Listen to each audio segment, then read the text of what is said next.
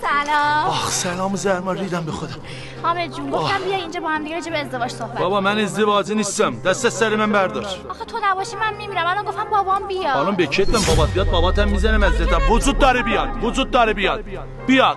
پسر اسمت چیه؟ آقا حامد. کارت چیه؟ من تو کلینیک سرو کارش کامپوزیت‌های بی‌نظیر اصلا تو ایران حرف اولو میزنه 10 سال گارانتی داره.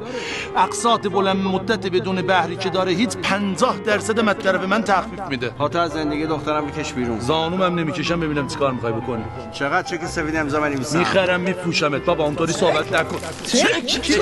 دیدین رفیقامم ناراحت شدن. چقدر بنویسم؟ 16 و 800 هم یه نبه میلیارد؟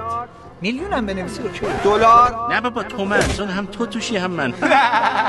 ریدم تو ذهن فقیرتون. بابا تو بریم فقط بزرگ بریم بذار زندگیمون یه چیزی بگیره. اینم بردار روش. اینو چقدر برمیدادی؟ این 2 اضافه نه تو عقلت کامل. ریدم تو رفاقتم. دو اضافه بده.